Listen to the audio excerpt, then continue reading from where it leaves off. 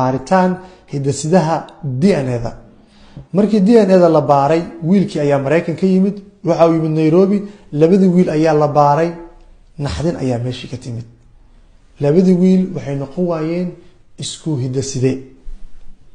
wiilkii afka ayuu furtay, soo idima sheegin, soo shakigii run ma noqon, soo idima dhihin aabbo uu sheeganaya, soo ma dhihin waa wecel, baba gabdhihi aad uga xun.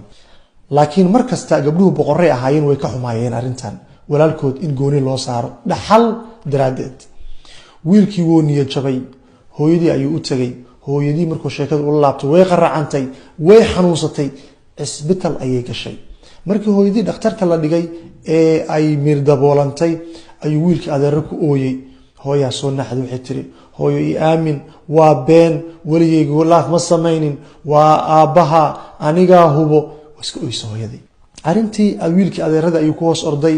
adeeradii ayuu yiri waxaan sameeyay ma aqaan.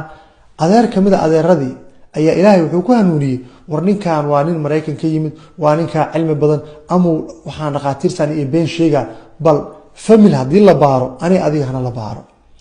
adeerkii iyo wiilkii ayaa la baaray. nasiib wanaag waa is yeesheen.